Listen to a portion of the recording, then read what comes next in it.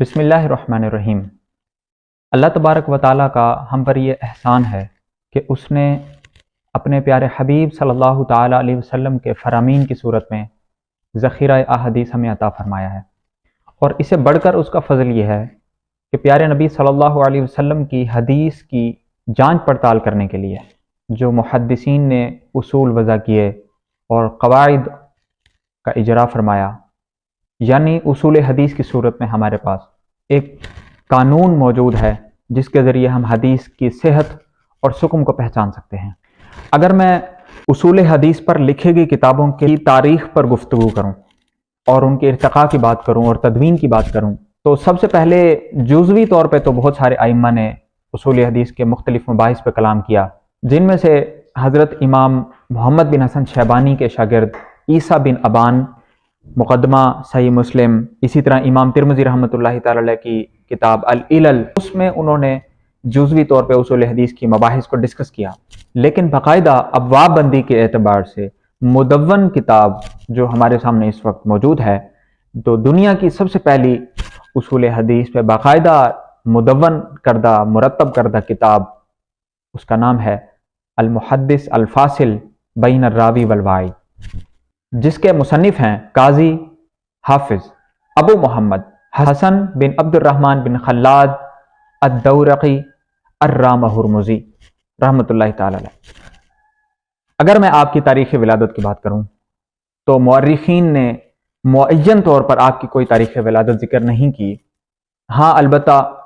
کچھ قرائن سے ہمارے سامنے یہ بات واضح ہوتی ہے کہ آپ رحمۃ اللہ تعالی علیہ کی ولادت وہ 265 ہجری کے راؤنڈ اباؤٹ ہوئی۔ اور اگر میں بات کروں آپ کی تحصیل علم کی تو آپ رحمۃ اللہ تعالی علیہ کے والد محترم بہت بڑے محدث گزرے ہیں، جو کہ امام طبرانی رحمۃ اللہ تعالی علیہ جیسے ائمہ کے بھی استاد ہیں۔ تو آپ رحمۃ اللہ تعالی علیہ نے اولاً جو تعلیم حاصل کی وہ اپنے والد محترم سے حاصل کی، دیگر بھی آپ کے شیوخ کا نام ملتا ہے، اس میں سے محمد بن عثمان بن ابی شیبہ رحمۃ اللہ تعالی علیہ کا نام سر فہرست ہے۔ اب اگر میں آپ رحمۃ اللہ تعالی علیہ کے بارے میں اقوال ائمہ کی بات کروں تو کثیر ائمہ نے آپ کی تعریف لکھی ہے، لیکن سر فہرست میں حضرت امام ذہبی رحمۃ اللہ تعالی علیہ جو بہت بڑے نقاد ہیں ان کی رائے آپ کے سامنے رکھتا ہوں۔ تو امام ذہبی رحمۃ اللہ تعالی علیہ اپنی کتاب سیر اعلام نبلاء اور تذکرۃ الحفاظ جیسی کتب میں ذکر فرماتے ہیں کہ الرامہ ہرمزی الامام الحافظ البارع المحدث۔ آپ رحمۃ اللہ تعالی علیہ کی اگر تصنیفات کی بات کی جائے تو المحدث الفاصل بین الراوی والواعی کے علاوہ بھی امام رامہ ہرمزی رحمۃ اللہ تعالی علیہ نے کتب لکھی ہیں، جن میں ربیع المتین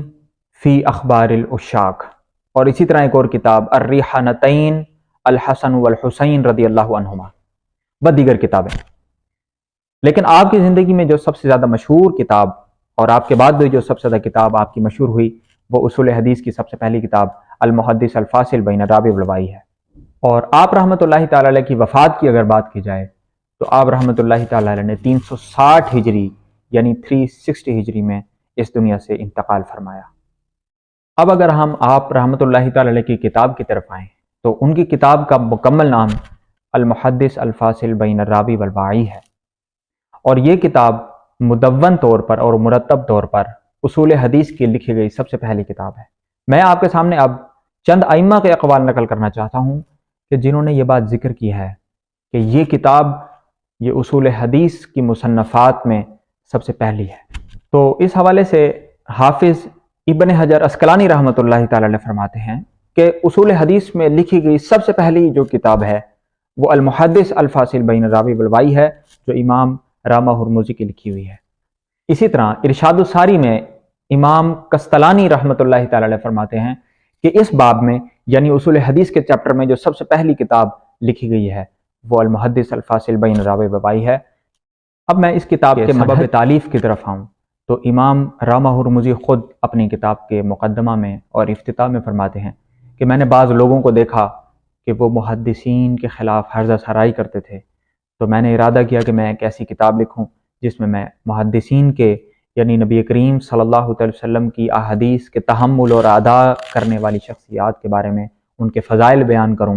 اور ان کے کچھ اصول مرتب کر دوں۔ تو یہ سبب تالیف تھا اس کا۔ اب اگر میں اس کتاب کی طباعت کی بات کروں اور اشاعت کی بات کروں تو اس کے متعدد مخطوطات دنیا کی مختلف لائبریریز میں موجود ہیں، لیکن جو یہ کتاب طبع ہوئی اور پبلش ہوئی، وہ پہلا نسخہ جو میں آپ کے سامنے پیش کرتا ہوں وہ دارالفکر بیروت کا نسخہ ہے، جو کہ ڈاکٹر محمد اجاج الخطیب کی تحقیق کے ساتھ شائع ہوا ہے۔ اور اس کا دوسرا نسخہ جو الناشر المتمیز المدینۃ المنورہ سے شائع ہوا، جس کے محقق محمد بن علی الصومعی ہیں۔ اور تیسرا نسخہ جو میں آپ کے سامنے بیان کرتا ہوں وہ دارالامام البخاری قطر کا نسخہ ہے، جس کی تحقیق کی ہے شیخ مقبل بن ہادی نے۔ اس کے علاوہ بھی بہت سارے نسخ اور اس کے طباعے اور اشاعت دنیا کے مختلف کونوں سے ہوئی ہیں۔ اور اب اگر میں اس کے حجم کی طرف آؤں کہ یہ کتاب کتنے صفحات پر اور کتنے ابواب پر مشتمل ہے، تو دارالفکر بیروت کے نسخہ کے مطابق اس کتاب کے صفحات 678 ہیں اور اس میں بیان کردہ روایات کی تعداد 904 ہے۔ اور اگر میں بات کروں دارالذخائر مصر کے نسخے کی تو اس کے صفحات 797 ہیں اور اس میں بیان کردہ روایات کی تعداد 848 ہے۔ اگر ہم اس کے منہج کی طرف آئیں تو اس کا منہج آج کل کی موجود اصول حدیث کی کتابوں سے بالکل ڈیفرنٹ ہے، لیکن اس کا ایک بڑا خوبصورت منہج آپ کو نظر آئے گا۔ امام رامہ ہرمزی رحمۃ اللہ تعالی نے سب سے پہلے اس میں مقدمہ ذکر کیا اور اس کے بعد علوم الحدیث کو ابواب بندی کے تحت ذکر کیا، یعنی جو بھی بات آپ ذکر کرتے ہیں اس کا چیپٹر قائم کرتے ہیں، اس کو ایک باب اور ابواب بندی کے تحت لے کر آتے ہیں۔ اور تیسری جو ان کے منہج و اسلوب میں چیز ہے وہ یہ ہے کہ آپ تمام ابواب کے تحت مرویات کا ذکر کرتے ہیں اور ہر روایت کی مکمل سند اس کے قائل تک پہنچاتے ہیں اور مکمل سند کے ساتھ اس بات کو بیان کرتے ہیں۔ اور بعض اوقات آپ ایسا بھی کرتے ہیں کہ سند میں آنے والے روات کا تعارف کرا دیتے ہیں یا ان کی تعیین کر دیتے ہیں۔ اور آخری جو ان کے منہج میں نے چیز دیکھی جو میرے مطالعہ سے گزری وہ یہ کہ آپ ایک شاعر مزاج آدمی تھے، تو جگہ جگہ آپ کو المحدث الفاصل بین الراوی والراوی میں اشعار نظر آئیں گے، کیونکہ میں تعارف کروا چکا ہوں کہ آپ کی مصنفات میں اشعار پر بھی کتابیں تھیں، شعر گوئی بھی آپ فرماتے تھے۔ اب اگر میں کتاب کے مباحث کی طرف آؤں اور کتاب کے مشتملات کی طرف آؤں کہ آپ نے اس کتاب میں بیسیکلی بیان کیا ہے، تو سب سے پہلے آپ رحمۃ اللہ تعالی علیہ نے جو اس کے اندر ذکر کیا ہے وہ ہے محدثین کے فضائل۔ آپ رحمۃ اللہ تعالی علیہ کیونکہ مقصد تالیف کتاب وہ محدثین کا دفاع تھا، اس لیے آپ رحمۃ اللہ تعالی علیہ نے پہلا چیپٹر اور یہ کہ آپ نے محدثین کے فضائل سندن بیان فرمائے۔ تو فضائل محدثین میں اور حدیث رسول کے طالب کی فضیلت کے اندر آپ ایک روایت اپنی اس چیپٹر کے اندر لے کر آئے، اپنی مکمل سند بیان کی،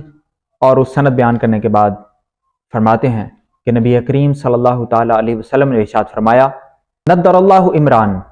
سمع منا حدیثا فبلغہ۔ اب یہ روایت کہ اللہ تبارک و تعالیٰ اس شخص کو شاد و آباد رکھے کہ جو ہم سے حدیث سنتا ہے اور پھر آگے اس کو بیان کر دیتا ہے۔ اس کے بعد مکمل حدیث روایت فرماتے ہیں یہ آپ کا ایک طریقہ ہے کہ محدثین کی فضیلت کے اندر آپ نے بہت ساری روایات جمع کی۔ اگر کوئی شخص چاہے کہ میں محدثین کی فضیلت کو سندن مطالعہ کروں تو وہ اس کتاب کا ضرور مطالعہ کرے۔ اس کے بعد آپ رحمۃ اللہ تعالی نے جو چیپٹر قائم کیا ہے وہ ہے آداب طالب حدیث، یعنی حدیث کو اخذ کرنے اور سماعت کرنے کا جو سلسلہ ہے یہ ایک بابرکت سلسلہ ہے، اس لیے طالب علم کو چاہیے کہ وہ اس انداز سے حدیث کو سنے اور حدیث پر عمل کرے۔ اس کے بعد آپ رحمۃ اللہ تعالی نے جو چیپٹر قائم کیا وہ ہے اوصاف طالب الحدیث، یعنی حدیث کا جو طالب علم ہے اس کو کن کن اوصاف سے متصف ہونا چاہیے۔ اور اس کے بعد آپ رحمۃ اللہ تعالی نے جو باب قائم کیا وہ کتابت حدیث سے متعلق ہے، یعنی حدیث کو لکھنا یہ شرعاً جائز ہے یا ممنوع ہے۔ آج کل کے زمانے میں مستشرقین کی طرف سے کتابت حدیث پر ایک اعتراض کیا جاتا ہے، تو اگر کوئی شخص چاہے کہ میں سندن اس اعتراض کے جواب کو ملاحظہ کروں تو وہ المحدث الفاصل بین الراوی والراوی کے کتابت حدیث کے چیپٹر کو ضرور پڑھے۔ اس کے بعد آپ رحمۃ اللہ تعالی نے سماع اور تحمل حدیث کا ایک چیپٹر قائم کیا، جس میں آپ نے بتایا کہ جب آپ حدیث سنیں گے تو آپ نے اخذ کے طریقے یہ ہیں، اور جب آپ نے آگے حدیث بیان کرنی ہے تو آپ نے حدثنا کا لفظ استعمال کرنا ہے یا اخبرنا کا لفظ استعمال کرنا ہے، یا کس طرح کے ورڈز آپ نے یوز کرنے ہیں، اس کا آپ نے ایک چیپٹر قائم کیا۔ اس کے بعد آپ رحمۃ اللہ تعالیٰ نے جگہ جگہ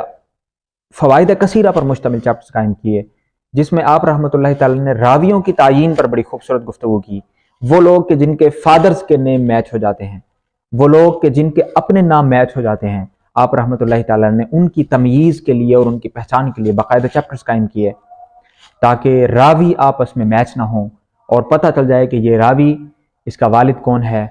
اس کا دادا کون ہے۔ بعض اوقات دو راوی ایک ہی نام کے ہوتے ہیں اور آپ نے ان کی پہچان بیان کی، بعض اوقات دو راوی ایک ہی نام کے ہوتے ہیں اور ان کے فادرز کے نام بھی سیم ہوتے ہیں، تو آپ نے ان کے دادا کے نام بیان کر دیے تاکہ یہ پہچان ہو جائے کہ یہ اور پرسنالٹی ہیں اور یہ اور پرسنالٹی ہیں۔ اسی طرح آپ رحمۃ اللہ تعالی نے روات کے وہ نام کہ جو بالکل لفظاً تو میچ کرتے ہیں لیکن اعراب اور حرکت کے اعتبار سے تبدیل ہیں، جیسے عبیدہ اور عبیدہ، اب یہ ورڈز تو ان کے سیم ہیں لیکن حرکات کے اعتبار سے فرق آ جاتا ہے۔ اسی طرح امارہ اور امارہ، اب یہاں پر صرف زبر اور پیش کا فرق ہے، تو آپ رحمۃ اللہ تعالیٰ نے اس کو سیپریٹ کرنے کے لیے، جدا کرنے کے لیے ایک پوری فصل قائم کی اور باب بیان کیا، جس میں آپ رحمۃ اللہ تعالیٰ نے راویوں کے اس طرح کے اسماء اور کنہ اور القابات اور حرکات کے بارے میں پہچان کرائی، جو کہ مبادی طالب علم کے لیے علم یہ حاصل کرنا انتہائی ضروری ہے۔ پھر آپ رحمۃ اللہ تعالیٰ نے کئی روات ایسے ہیں، یہ بڑا ایک انٹرسٹنگ ٹاپک تھا کہ وہ روات کے جن کی نسبت ان کے والد کی طرف نہیں کی گئی، جیسے مثال کے طور پہ میرا نام محمد احمد اور میرے والد کا نام نازک حسین ہے، تو اب ہونا یوں چاہیے کہ محمد احمد بن نازک حسین، اور میرے دادا کا نام غلام قادر، تو محمد احمد بن نازک حسین بن غلام قادر ہونا چاہیے۔ لیکن حدیث میں بعض راوی ایسے آتے ہیں کہ ان کی نسبت ان کے والد فادر کی طرف نہیں کی جاتی بلکہ ان کے دادا کی طرف کی جاتی ہے، جیسے ہمارے سامنے ایک نام آتا ہے ابن ابجر، اب یعنی اس سے پتہ چلتا ہے کہ ابجر یہ ان کے والد ہیں کیونکہ یہ ان کے بیٹے ہیں، لیکن اصل نام ان کا ہے عبد الملک بن حیان بن ابجر، یعنی عبد الملک کے والد کا نام وہ حیان ہے اور ان کے والد کا نام ابجر ہے، یعنی یہ عبد الملک کے دادا ہوئے، لیکن یہ مشہور جو عبد الملک ہیں یہ ابن ابجر کے نام سے ہیں۔ اسی طرح امام بخاری رحمۃ اللہ تعالی علیہ کے ٹیچر امام ابو بکر ابن ابی شیبہ، یہ بھی ان کے یعنی ابو شیبہ جو ہیں یہ ان کے دادا ہیں، یہ ان کے دادا کی طرف نسبت ہے۔ اسی طرح مشہور امام مجتہد حضرت امام احمد بن حنبل رحمۃ اللہ تعالی علیہ، یہ حنبل ان کے والد نہیں تھے بلکہ ان کے دادا تھے، اصل نام یوں ہے امام احمد بن محمد بن حنبل، یعنی آپ کے والد کا نام محمد تھا لیکن آپ کی جو شہرت ہے وہ اپنے جد کی طرف یعنی فادر کی طرف نہیں بلکہ گرینڈ فادر کی طرف نسبت کر کے بنائے گئے۔ آخر میں اس کتاب کے بارے میں ائمہ کے اقوال آپ کے سامنے رکھنا چاہوں گا۔ اقوال تو بہت سارے ہیں، میں صرف ایک امام نقاد امیر المومنین فی الحدیث امام ذہبی رحمۃ اللہ تعالی علیہ کا قول پیش کرنا چاہوں گا۔ امام ذہبی رحمۃ اللہ تعالی علیہ اپنی کتاب سیر اعلام النبلاء میں اس کتاب کے بارے میں کمنٹ کرتے ہوئے فرماتے ہیں کہ یہ کتاب امام رامہ ہرمزی کے امام ہونے پر دلیل ہے، کہ جب میں نے یہ کتاب پڑھی تو مجھے پتہ چل گیا کہ یہ کسی عام انسان نے نہیں لکھی بلکہ ایک امام نے لکھی ہے۔ اللہ تبارک و تعالیٰ سے دعا کرتا ہوں کہ اللہ تبارک و تعالیٰ ہمیں نبی کریم صلی اللہ تعالیٰ علیہ وآلہ وسلم کے اسوہ حسنہ پر چلنے کی توفیق عطا فرمائے، ان کی حدیث سے محبت کرنے کی توفیق عطا فرمائے، ان کی حدیث کے اصول و قوانین جو وضع کیے گئے جو علماء نے بنائے ان کا مطالعہ کرنے کی توفیق عطا فرمائے۔